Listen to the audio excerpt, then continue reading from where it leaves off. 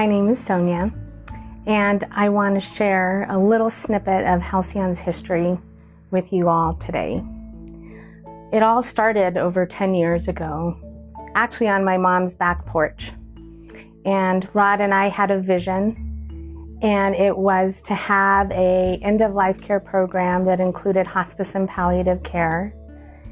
And it was intended to reach an entire community with a particular philosophical foundation and what we felt was important to human beings. It actually started on something that looked very similar to this, literally on a napkin. And we said, where are we gonna go and what is important to us? And the top line is actually supposed to be Wyoming. And it said, this is where we're gonna go. And the things that were important to us was service, community, and access. It was at that point we left that porch. I would say a couple times we took a halfway glance back, didn't do a full glance back, but started to move straight forward.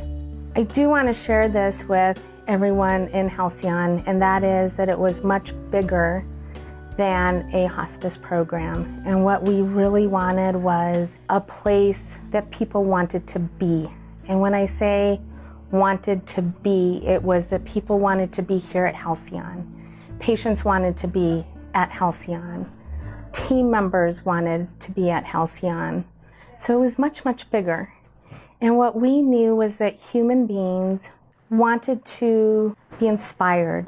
They wanted to participate and engage, and they wanted to be a sense of community. And so what we tried to strive for was to bring that community here at Halcyon. It was, in some sense, a little bit of a social experience because we wanted to break away from the status quo, maybe do something a little untraditional than what we were seeing in other business models in healthcare. And so we drove Halcyon to that place. You see that cultural foundation here every single day. And I will say it is sometimes unexplainable, and people will quirk an eyebrow and they don't maybe understand, how does that culture really work? How is Halcyon being so successful that isn't something that a typical business model that we see out in the community? And it is sometimes hard to describe, but what I would say is, if Halcyon were to describe it, it is very simple. And it is that we choose to see our own humanity in the people that we care for, and we see our own humanity in the people that we work with. And you will see that lived out every day in Halcyon. And it does start with that one moment where we take the opportunity to listen to people. So I ask that you all take a listen today and see how Halcyon's culture is lived out on a day-to-day basis.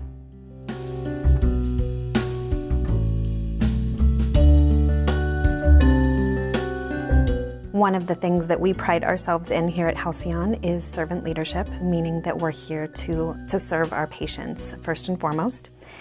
One of the most prominent examples that I can think of is one of our admissions nurses, Betty Hagan. We had an admission in the north, and she is a south nurse, and she decided that she was happy to help us. She said she was glad to drive way out of her way to help this patient who was being discharged from a northern hospital. Family was extremely nervous because patient was young. We had thought we were going to have to push this admissions to after hours, but Betty told us that she would go. Drove to this northern admission, and then the admission kept getting pushed back and pushed back. So ultimately, Betty waited happily for 3 hours to do this admission, went in and, got the husband calm, had tea with him, and afterwards, after this long day, going far out of her way, told us that it was an honor for her to get to admit this patient. So I think that's a really good example of servant leadership.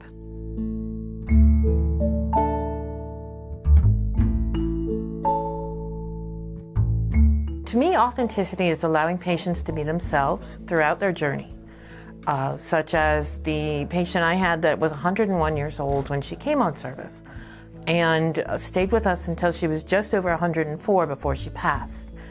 And she lived at home and she was independent, didn't want anybody messing with her, changing her rhythm, changing her schedule. But over time, we were able to work with her and allow her to still go out to the beauty shop every Friday like she had been doing for years. Although now she had to have a driver because she couldn't drive. But we worked with her so that she could be her authentic self throughout the whole process. And then I know a lot of us nurses have had that cranky old patient that just isn't happy about anything. So really, a lot of that is that they're losing control of so many things in their life. They're dying, they're in the dying process, and they have to be able to control something. So if they can control whether you walk in that door or not, and that's the one thing that they can control, then that's allowing them to be authentic. As far as myself and what I bring to my patients, I'm irreverent, I'm silly, I'm compassionate, and I bring that to the table as part of being my authentic self, because to me, you can't allow people to be their authentic self at this really important part of their journey unless you bring your authentic self to them as well.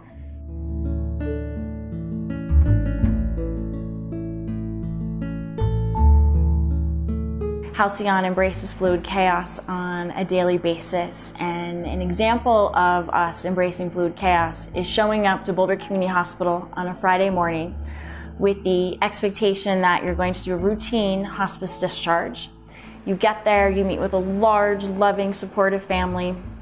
The plan is to get this gentleman home who was living independently, ambulating, doing really well, had a massive stroke, and is now actively dying. And the wife is very tearful, and more than anything else, she wants to get her husband home. Upon entering the patient's room at the hospital, it is obvious that the patient is in distress. A very large gentleman, terminal agitation, and going home to his home in the mountains in Pinewood Springs is not at all a safe choice. So calling my Halcyon team, they put a plan together with me and the hospital to get this guy home with continuous care, an admission nurse and a CNA to be with them around the clock so they can honor this family's goal on a Friday evening so he could be there at home when he died. And the family was incredibly supportive and helpful and so appreciative to Halcyon. And that's what it means to be a Halcyonite and embrace fluid chaos.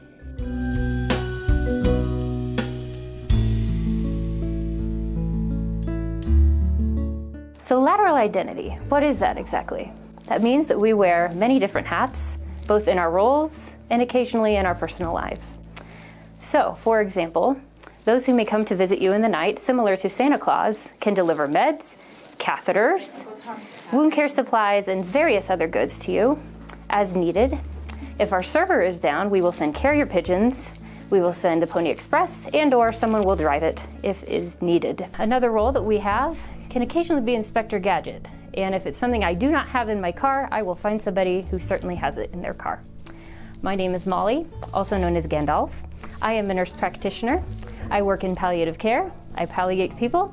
I work in hospice care. I hospicize people. And I also recertify people for hospice care, and in addition can talk through advanced directives.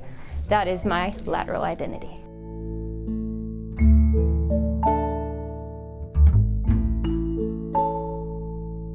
Shortly after I started working for Halcyon, I went to a meeting, a support services meeting at the Northglenn office.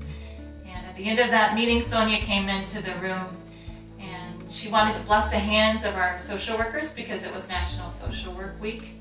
And she graciously included the chaplains too in that ritual. And several things are memorable about that morning. First of all, when Sonia came in, she was barefooted. And it was the first time I had met her, so that was surprising. And then she brought in beautiful rose petals and lavishly spread them all over the floor. And it was extravagant to me. I loved that. And next we gathered in a circle around beautiful vessels that were deep in symbolism, and we heard about the symbolism of those vessels. And Sonia, when she came to me, knew my name even though she had never met me personally, and that meant a lot to me. Probably the most impactful part of that morning came when Jackie and Dina and Sonia came to me and spoke deeply affirming, encouraging words. I don't think I was the only one crying in the circle. I felt as if not only my hands been blessed, but also my soul. And after that profound experience, I really left there so full. I just wanted to be able to offer that to someone else. That the spiritual support that we offer would be not only for the patients and families and staff, but also people in the community. And so shortly after that, I got an email from Libby, nurse on the team, and she said, "Hey Carrie, what do you think about blessing the hands of nurses at facilities in our community?" And I said, "Sign me up." So Libby, what prompted you to suggest that we go into facilities and bless the hands of the nurses for Nurses Week? You know, Nurses Week is special, and it's unique, and it's different. And everybody kind of does the same thing over and over. We do flowers, which nurses can't eat, and donuts, which after a certain amount probably shouldn't eat anymore. So I wanted to do something that would not just give back to them, but also to fill them. And so came up with the idea of doing a hand blessing. And again, I've had so many of those beautiful experiences over the years with Halcyon, doing the hand blessings, and I've had the honor of blessing Sonia's hands myself. And so there's a beautiful connection with that. So we set it up at 3 of our facilities, and the response at all 3 was overwhelming in a beautiful way. Similar and yet unique. Then to be able to step into that realm and do their hand blessing, knowing that deep spiritual connection is happening even without that mental level.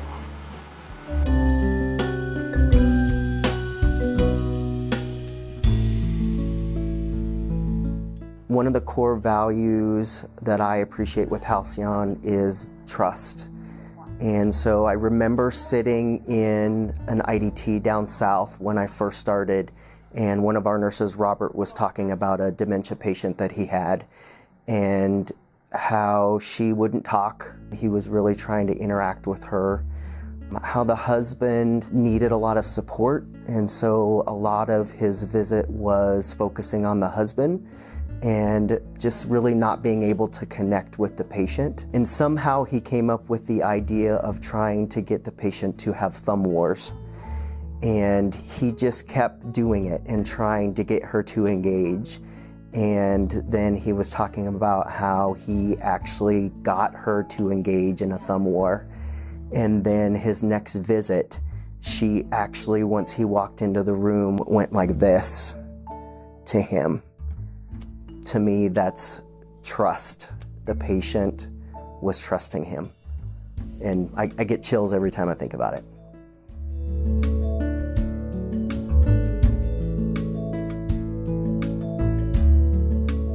I thought I'd start today with a quote from Brené Brown from her book, Daring Greatly. And this is her leadership manifesto. First, she starts with a definition of leader. Anyone who holds her or himself accountable for finding potential in people and processes. And this is what she has to say. We want to show up. We want to learn, and we want to inspire. We are hardwired for connection, curiosity, and engagement. We crave purpose, and we have a deep desire to create and contribute. We want to take risks, embrace our vulnerabilities, and be courageous. I chose that quote because to be a leader at Halcyon does require us to live this every single day. And it does require every leader in this organization to be vulnerable.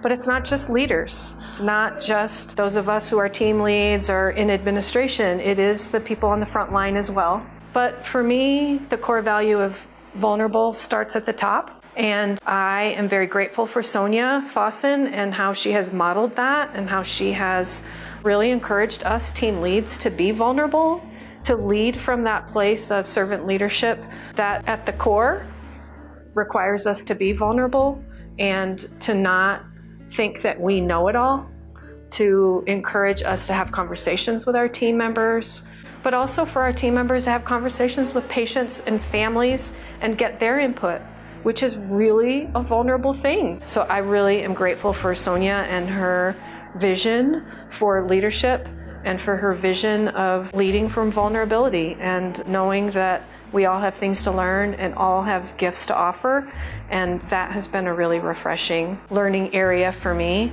and a really refreshing way to be in the world.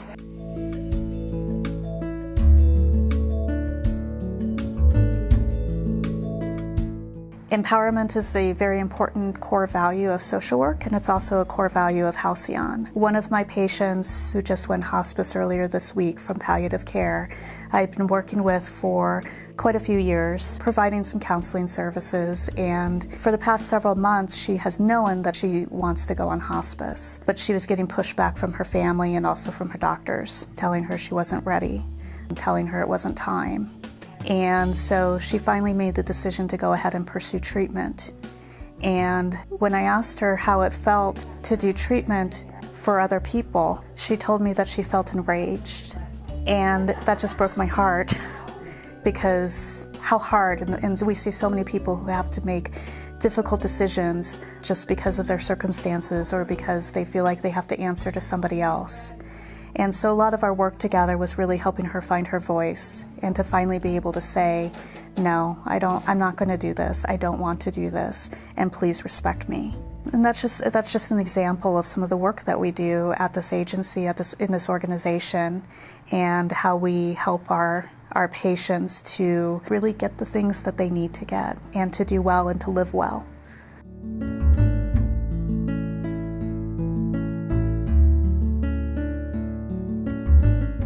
It is no accident that I was chosen for untraditional. The SWAT team is that strategic weekend after hours team. I did take a picture of what we said untraditional was for Halcyon. It says, we believe the small things said or done, or not said and done, make a difference in the lives of our patients and their families.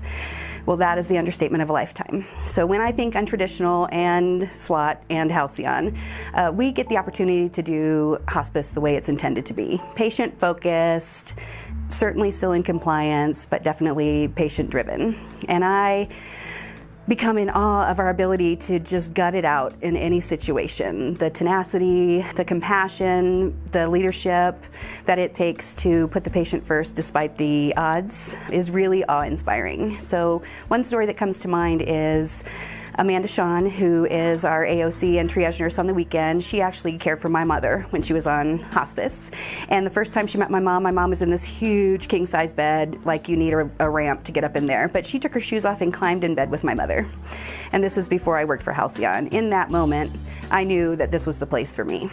I also think about Lucas and his MacGyver isms, where he can gather anything he needs from in his car, in his trunk, and make almost anything possible. The SWAT team does those kinds of things all day and all night. We do that at Halcyon as a group. There may take 15 of us to get something done. It may take 2 of us, but the compassion and the heart is always there. So I'm thankful for Halcyon, thankful that untraditional folks like myself can find a place to live and work and enjoy what we do.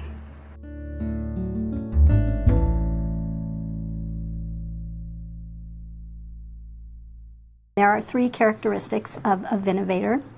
One is visionary, one is creative, and one is innovative. So I want to talk about visionary first.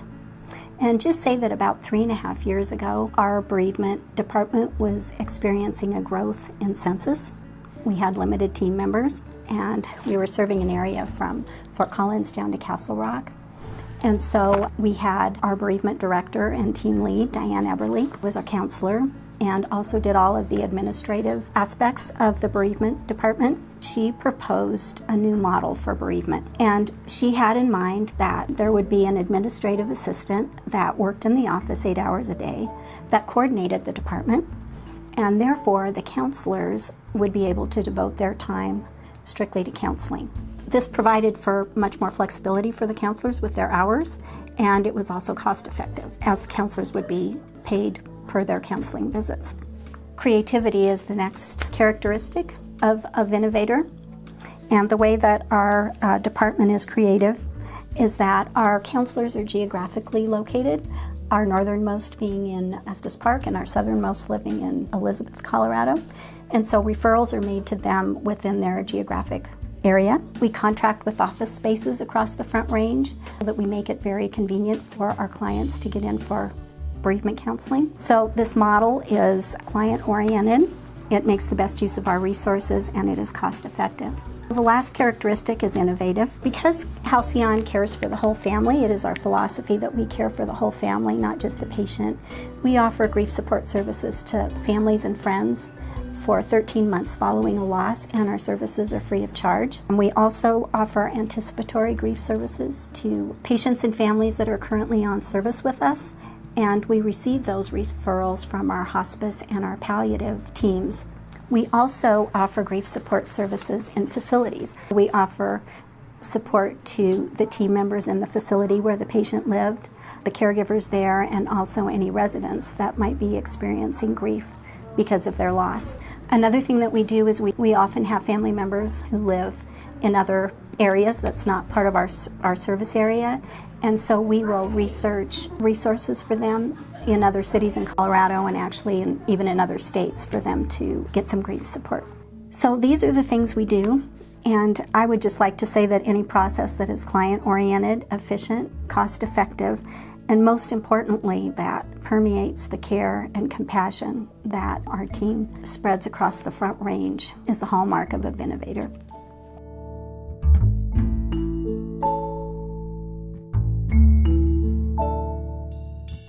Table has become a landing spot for myself and for other staff out in the field who don't really have a place to sit, who come here periodically and or are out in the field and come in for support. By having that open space, it's welcoming for all disciplines. It gives an opportunity for you to kind of learn your role and how your role directly affects the organization as a whole and the overall goal of the organization. The Google table is a great concept because it encourages community by allowing us to visit with those in the field or from other workspaces that we don't get to see on a daily basis. It also creates a support system that promotes collaboration through listening, conversation, and provides opportunities to learn from one another.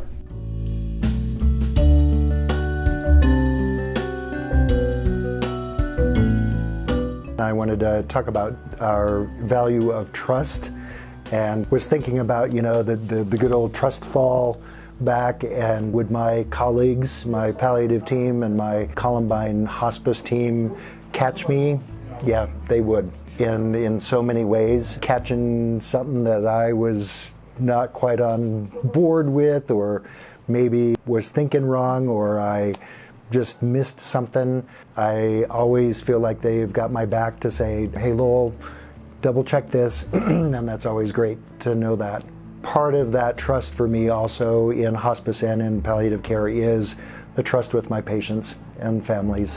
One of the things that I've learned over my career is that it's so important for us to be confident, but also to be able to say to our patients, if they ask a question, to be able to say confidently, I don't know.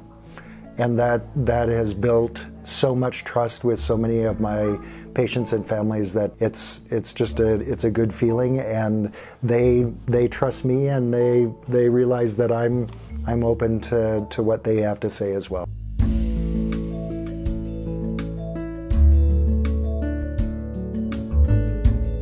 As we all know, healthcare is going through so many changes. It always has. And with that, there has always been the traditional leadership model, especially within the medical world. And what that essentially means is that the power of authority comes from one person rather than from a collective group. And what organizations are finding is that there is so much more value and better outcomes when organizations lead with a collective leadership approach. And so what that means is, rather than the traditional sort of top-down approach with outcomes coming from one power of authority, decisions are made collectively. And so the power is within the group itself. And so with that, there is better team building, there is shared power within the group, and they feel vested, they feel a part of the organization and the decisions that are made. And so to embrace and embody that type of leadership requires a lot of vulnerability, open to criticism, vulnerability to selflessness, vulnerability to the trust that you put into others, right? So it takes a lot to trust in that model because it's collective. So it's multiple people coming together to make a decision. And so it's really an important value. Halcyon has embodied that value since the very beginning. It's something that I have used within my leadership. But most importantly, what I want to convey with vulnerability is that leadership is not about authority. Leadership is about finding the power within the group itself, and that's the essence of Halcyon, and that's where that value is so important. And I really encourage all of our team members to embody that value of vulnerability within their own IDTs and with even their patients.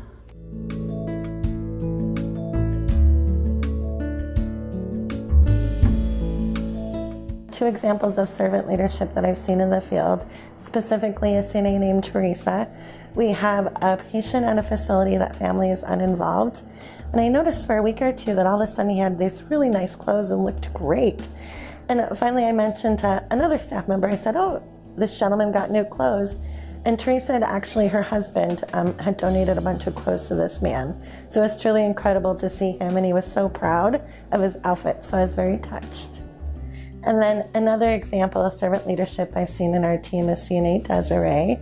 We have a patient that's very special to us, and she looks like a 1950s movie star. She's gorgeous, but because of her disease process, her hands are misshapen, and she would be so upset that she couldn't wear her rings. So Desiree was actually up in Estes on a day off and found these stretchable rings. I think they were maybe 50 cents. They were beautiful, and got them and brought them. And this patient wears them like they're $1 million rings.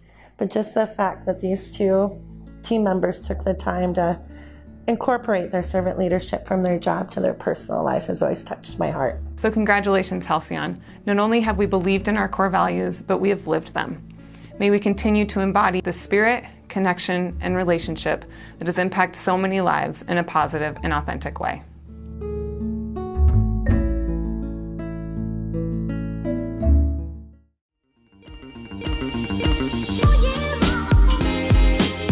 Manager, and the Google table is great.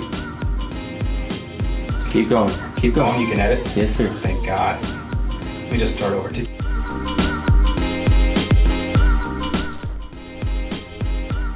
Funny, I can sit in front of a group of people and do this, and right now it's like, who are you? That's probably. Are you videotaping right now? No. Yes, you are. To visit with those in the field or from different workspaces. No, yeah, you're doing fine. Take a 30-second pause. You're doing fine. It's okay. You're awesome. Shut up, Ash. I didn't even follow my script. So congratulations, Halcyon. Not only have we... Starting again. Really? Because I think it was terrible. No, that was really good. You're editing all this, or do I tell you when I go? Totally fine. Okay. Whenever you're ready. Okay.